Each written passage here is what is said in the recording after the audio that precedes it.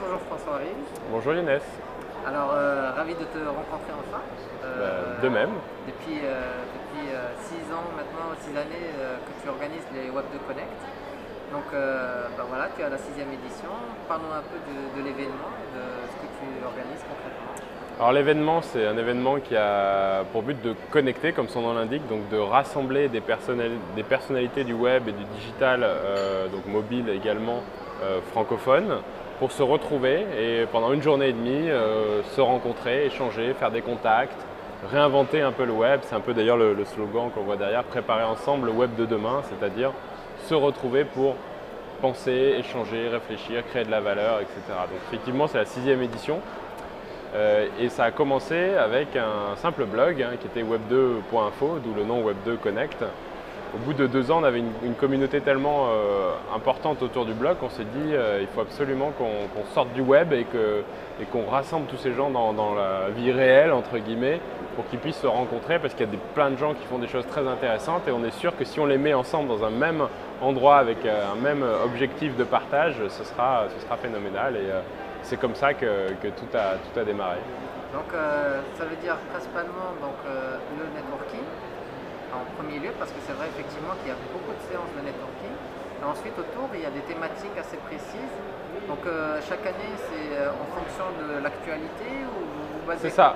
C'est-à-dire qu'en fait, on commence par dire voilà, ce sera tel jour, telle date. Et là, il y a à peu près la moitié déjà des participants qui s'inscrivent alors qu'il n'y a même pas de programme. Donc c'est un petit peu perturbant pour certaines personnes qui ont l'habitude avec des conférences à venir à des programmes. Donc nous, avant tout, c'est le networking. Et effectivement, par-dessus, ensuite, on va s'intéresser aux sujets qui intéressent notre audience.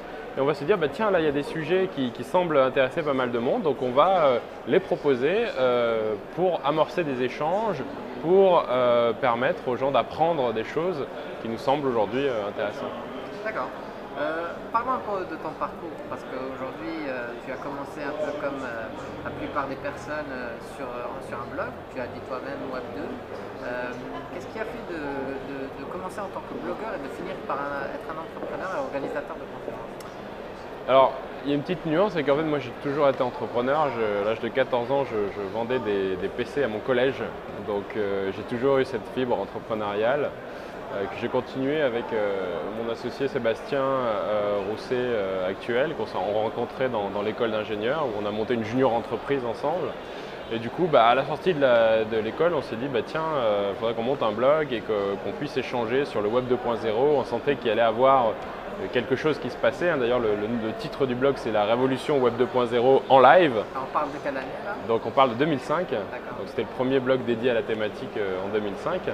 Et effectivement, au bout d'un moment, il y a eu tellement de monde, tellement de demandes, et je pense qu'aussi c'est pas mal sous l'impulsion de ce Web2 Connect que on avait beaucoup de gens qui venaient nous voir et qui nous disaient voilà, vous savez faire connaître des produits, des services, vous êtes bon dans la mise en relation, la mise en visibilité, la mise en avant. Donc aidez-moi à faire connaître mon projet de start-up. Alors quand il y en a 1, 2, 3, 10 personnes, on s'est dit là, il y a une vraie demande, donc c'est là qu'on a décidé de créer ensemble l'agence PowerOn, donc une agence de web marketing dont le but est premier de développer la visibilité et la notoriété de nos clients.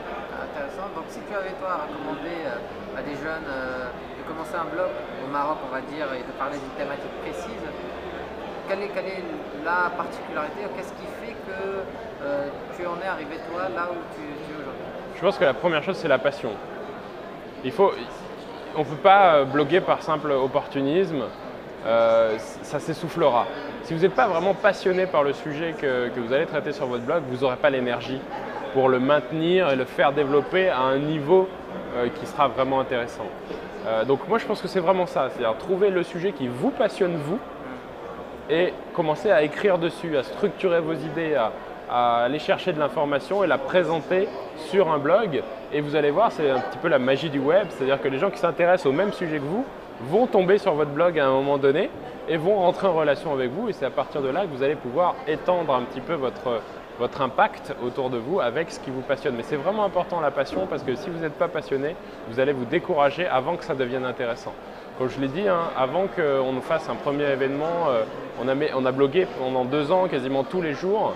Là où on sent vraiment une accélération, c'est ça, au bout de 2-3 ans de blogging, on sent que là on passe un cap supérieure, donc il faut tenir dans la durée, donc il faut être passionné.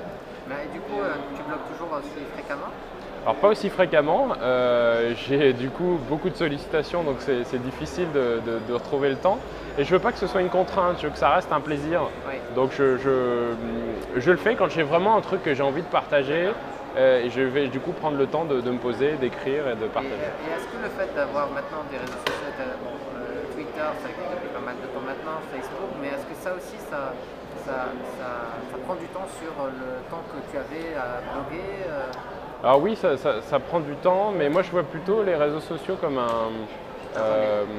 une sorte de caisse de résonance que je construis autour. C'est-à-dire qu'il y a le blog qui est central, où il y a plusieurs blogs, et ensuite on vient brancher ces réseaux sociaux-là comme des caisses de résonance qui vont permettre de donner plus d'impact et de diffusion au contenu que l'on peut publier sur le blog.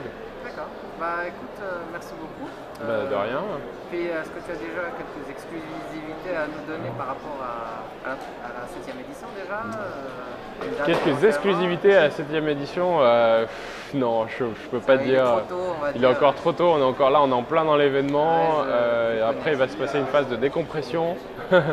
Et puis après, on pensera effectivement à ce qu'on fait l'année prochaine. Ok. Si tu as un dernier message à passer aux gens qui lisent The Nexty? Alors, je pense que le message, c'est croyez en vous, parce que vous êtes votre meilleure ressource.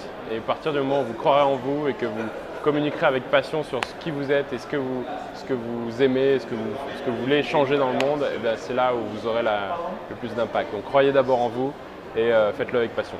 Merci et à très bientôt. À bientôt.